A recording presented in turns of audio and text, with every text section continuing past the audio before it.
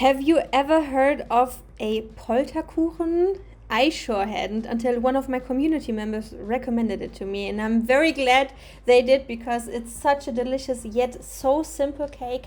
And in my opinion, it's pretty German, to be honest. It's a very German tasting cake. It reminds me of my grandma in childhood, and it's a very simple yet comforting cake. I think the thing that makes it so comforting is that it's just a yeast dough as well as some vanilla cream and then some nutty crunchy topping on top. It's so simple. As you can see, I'm already starting with my yeast dough in my KitchenAid stand mixer, whatever you want to call it. So I have the flour, I have some sugar in my bowl already. I already have the fresh yeast I'm using. You could also use some dried yeast, which is perfectly fine. And I'm just leaving everything so the yeast starts to bubble a bit until I add the rest of the ingredients. While waiting for my yeast dough, I'm also roasting some of my whole unpeeled almonds.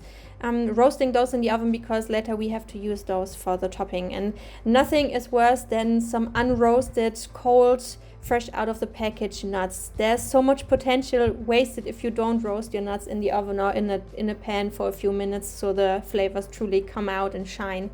But okay, back to my yeast dough. I'm sorry, I'm very passionate about roasting nuts.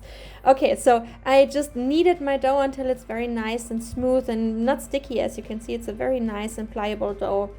Nice to work with. I'm just forming it into a bowl and then adding it back to my my stand mixer again, covering it so there won't form any skin or any dry bits or anything, and just letting it rest. And here, I know it's in German, so you probably won't understand, but this is a comment I got from one of my subscribers from Patreon recommending this Polterkuchen to me. And as I said, I'm very happy they did because it's delicious, and from now on, I'm probably gonna make it much more often. So for the filling of the Polterkuchen, we have to make a classic custard situation. So in my pot I already have the milk. I added the other half of the egg, which I didn't need for the dough I already prepared. And I'm also adding the cornstarch, and now I'm just whisking everything so we can cook it on medium-high heat until it forms like a very nice vanilla custard. I also added, which you didn't see, I just added some homemade vanilla sugar. And now that my custard once boiled completely and bubbled, I took it off the heat, covered it with a lid, and then leaving it to cool so we can use it later for the filling. By now, my yeast dough, as you can see, rose very nicely, so I just took it out of the bowl, adding a little, no, I didn't add any flour, true. In this case, I didn't add any flour on my surface. You could do that, but the dough is so soft and not sticky, so I just left it and added it straight into my baking pan where I have some baking paper, as you can see here, so nothing sticks. This dough was such a dream to work with. It was so velvety and soft and not sticky. Perfect. So it just I truly enjoyed it.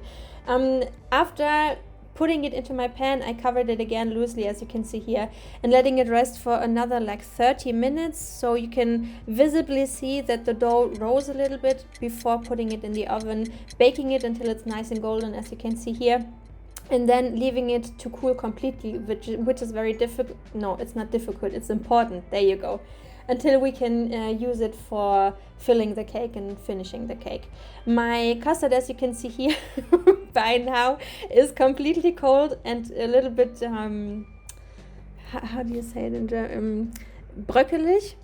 It's not the perfect texture, but we're gonna work with it, so it's fine. I just broke it up a little bit, and now I'm whipping some fresh cream.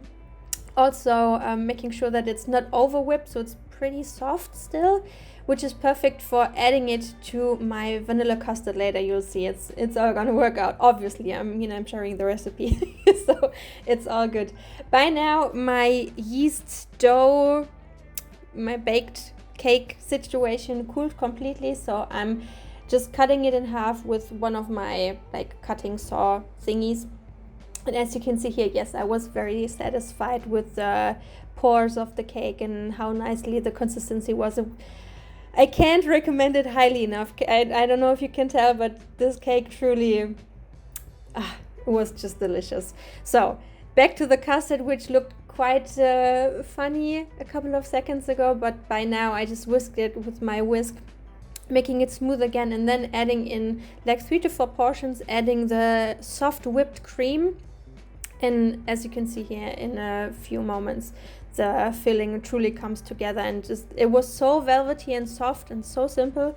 So just making everything nice and homogeneous, and then adding it on top of my my yeast dough base layer. Then of course adding the second layer, the top of the dough, the cake. Is it, would you call it cake? I'm not sure, but adding the deckel, the top of my cake, onto the cream, pressing it a little bit so everything comes in contact and evens itself out, and then putting it in the fridge for, I don't know, maybe like an hour, to make sure that the cream filling gets a bit cooler. And the last thing I'm adding now is some butter. This is the thing, I never did this kind of topping, so I was very unsure of how it would work out, but I just melted the butter as the recipe from my community recommended me. Melted it. Melted it into the microwave, adding some powdered sugar, adding a splash of milk to make it a bit more soft and more liquid, and then after everything comes together, adding the almonds I roughly chopped. I did already, I told you, I roasted those in the oven and they are completely cool now. Then I chopped them and adding those into the topping, and then adding the whole thing on top of my now cooled cake. And I was very unsure if the topping might be a bit too sweet because of the big amount of powdered sugar. But the filling itself, the cream and the custard situation, it's not very sweet. It was perfectly balanced from sweet to crunchy to soft texture and taste. Probably by now you're sick of me saying this, but this was like the perfect cake for me. It's so simple, so delicious. I truly hope you bake it and let me know how you liked it, because I truly did. Okay, that's it. I hope to see you in my next video. Bye bye.